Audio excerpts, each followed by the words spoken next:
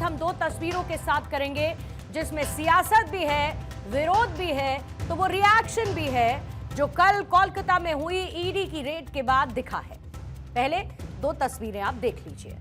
यहां पश्चिम बंगाल में टीएमसी के आईटी सेल हेड के ठिकानों और आई-पैक पर हुई ईडी की रेड के विरोध में टीएमसी ने दिल्ली से लेकर कोलकाता तक विरोध प्रदर्शन किया है।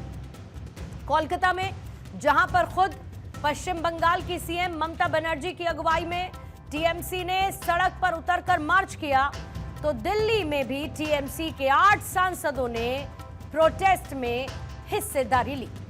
इसमें डेरेक ओब्रायन, महुआ मोइत्रा, कीर्ति आजाद शामिल रहे हैं। ईडी की रेड पर टीएमसी ने मोर्चा संभाल लिया है और कल जिस तरीके से खुद पश्चिम बंगाल की मुख्यमंत्री के तेवर दिखाई दिए, उससे इतना बता दिया गया कि चुनावी साल में यह मुद्दा बड़ा होने वाला है। पहले आपको एक बार फिर से टाइमलाइन बता देते हैं कि कैसे कल एक्शन लिया गया। 8 जनवरी सुबह 6:30 बजे का वक्त था। आई-पैक के ऑफिस पर ईडी की रेड हुई। ऑफिस में मौजूद बाकी दस्तावेज, डिजिटल दस्तावेज, सबकी जांच ईडी की तरफ से की गई। 8 जनवरी को ही सुबह 7:30 बजे ईडी की दूसरी टीम प्रतीक जैन के घर पर पहुंची, वहां पर भी रेड की गई। दोपहर के 12:30 बजे बंगाल की सीएम ममता बनर्जी प्रतीक जैन के घर पहुंची। 19 मिनट बाद वो ग्रीन फाइल के साथ बाहर निकली। फिर दोपहर 1 बजे इसके बाद ममता बनर्जी आई-पैक के दफ्तर पहुंची, जो करीब प्रतीक जैन के घर से 15 किलोमीटर की दूरी पर था। यहां पर एंट्री और एग्जिट बंद था। ममता बेसमेंट की लिफ्ट से 11वीं मंजिल पर स्थित ऑफिस में दाखिल होती है। शाम को 4:22 पर करीब 3.5 घंटे बाद बंगाल की सीएम आई-पैक ऑफिस से बाहर निकलती और फिर उसके बाद दिल्ली से लेकर बंगाल तक ईडी की रेड पर सियासत गरमाई और प्रोटेस्ट मार्च के जरिए ममता बनर्जी ने एक तरीके से बंगाल में अपना शक्ति प्रदर्शन किया। साथ ही वो ईडी पर अटैकिंग मोड में भी नजर आई।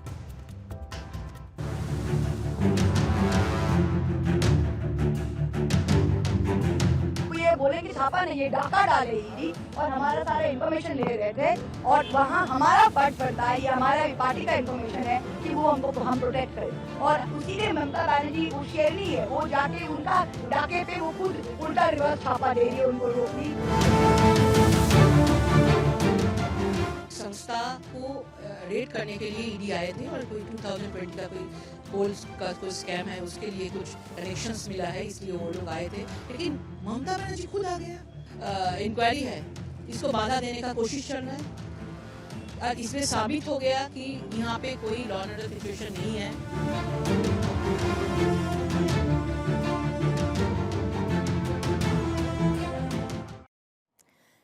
तो आपने देखा ईडी के खिलाफ टीएमसी का हल्ला बोल। टीएमसी की तरफ से यही कहा गया कि ईडी का एक्शन पॉलिटिकल वेंडेटा के तहत है और दूसरी तरफ ईडी की तरफ से कल ही इस बात को मजबूती के साथ रखा गया अपने पक्ष के तौर पर कि ये रेड की कार्रवाई कोयला स्कैम से जुड़े मामले को लेकर है। ये कार्रवाई मनी लॉन्ड्रिंग के खिलाफ एक रेगुलर एक्शन का हिस्सा है और कार्रवाई सबूतों के आधार पर है, किसी भी राजनीतिक पार्टी या व्यवस्था को टारगेट नहीं किया गया। ईडी की तरफ से यह भी बताया गया कि कुल 10 जगहों पर सर्च जारी है, जिसमें 6 पश्चिम बंगाल में हैं तो 4 दिल्ली में स्पॉट्स हैं। आज ईडी की तरफ से कुछ बड़े दावे भी किए गए और वो दावे जो कोयला घोटाले को लेकर हैं। ईडी के मुताबिक जिसके तार आई-पैक से जुड़ते हुए दिख रहे हैं। ईडी की तरफ से दावा यह किया गया कि अवैध कोयले से करोड़ों की कमाई हवाला के जरिए आई-पैक तक पहुंची।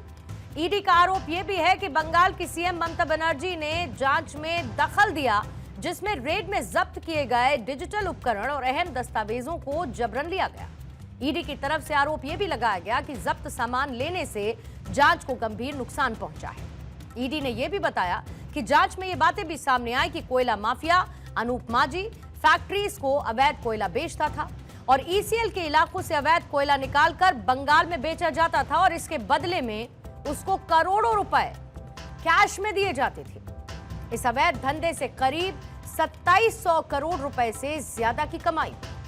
पैसा हवाला नेटवर्क के जरिए देश भर में पहुंचाया गया, जिसमें 20 करोड़ रुपए गोवा भी भेजे गए हैं। ईडी ने आईपैक पर सनसनीखेज आरोप लगाए तो बीजेपी भी एक्टिव नजर आई। बीजेपी की तरफ से प्रेस कॉन्फ्रेंस करते हुए इस पूरे घटनाक्रम पर सवाल उठाए गए।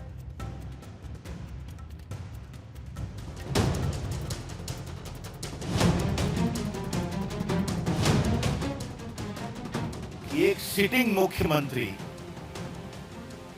एक प्राइवेट प्रॉपर्टी में घुसकर जहां मनी लॉन्ड्रिंग की कार्रवाई चल रही है ईडी के द्वारा, वहां चली जाए, ईडी के लोगों को धमकाए,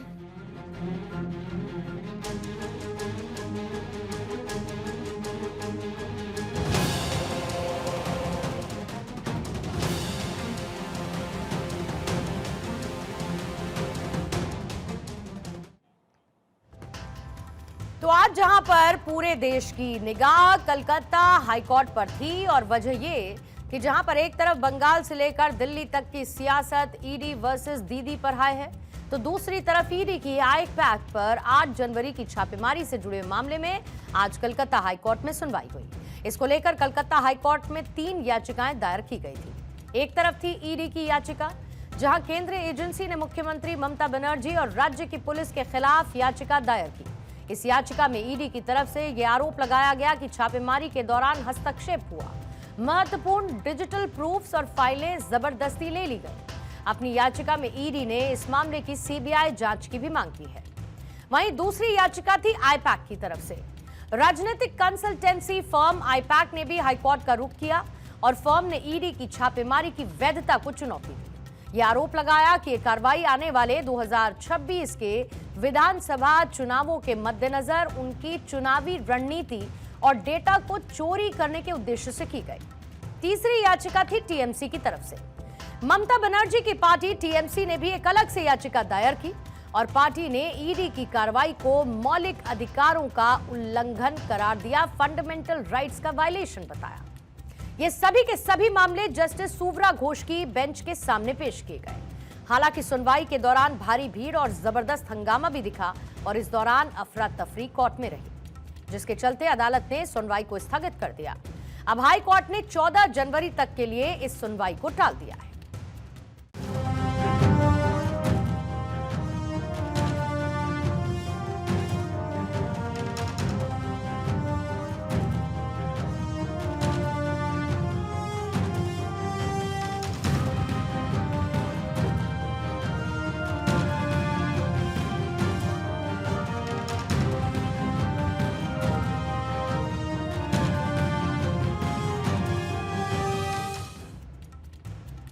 हालांकि ऐसा पहली बार नहीं हुआ है जब किसी केंद्रीय एजेंसी, सेंट्रल एजेंसी ने पश्चिम बंगाल में एंट्री की हो और इस तरीके का सियासी बवाल भी मचा हो।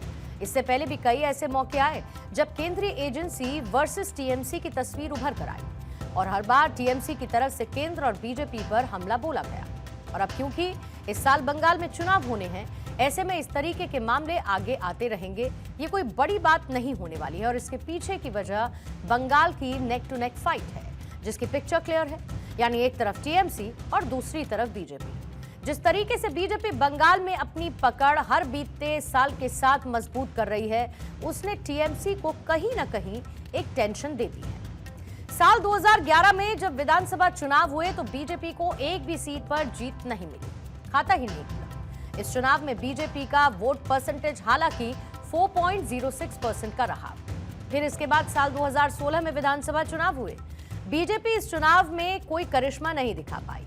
पार्टी को सिर्फ 3 सीटों पर जीत मिली, जबकि उसका वोटिंग परसेंटेज 10.16% रहा। लेकिन फिर वो साल आया जब बीजेपी ने out of the box performance दी। पश्चिम बंगाल साल 2021 विधानसभा चुनाव, जिसमें बीजेपी ने 77 सीटें जीती और वोटिंग परसेंटेज कई गुना यानी 37.97 वोटिंग परसेंटेज इस साल देखने को मिला। प्रधानमंत्री मोदी से लेकर गृह मंत्री अमित शाह तक और अमित शाह से लेकर जेपी नड्डा पश्चिम बंगाल में अभी से मोर्चा संभाल चुके हैं। टीएमसी भी ये जानती है कि ये चुनाव उसके लिए बहुत क्रूशियल रहेगा, लिहाजा पॉलिटिक्स बंगाल में देखने को मिलेगी ही।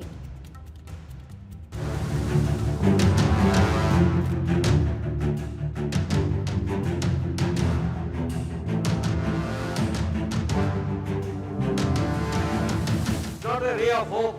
I have full confidence that West Bengal में भी होबे ना को होबे और यहाँ भी कमल खिलेगा और आयुष्मान भारत आएगा, इस बात का मैं आपको विश्वास दिलाना चाहता हूँ। ये आपको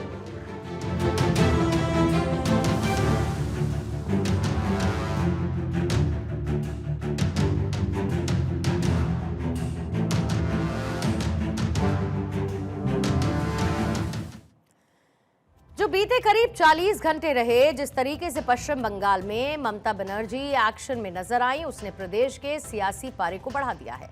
बंगाल में अभी से ही चुनावों को लेकर ये सवाल उठने लगे कि ममता का खेला होबे का दाव फिर सत्ता की चाबी बनेगा या बीजेपी का वो संकल्प जिसमें बंगाल में परिवर्तन के लिए पार्टी अभी से दिन रात काम कर रही है, और क्या उसकी जीत होगी।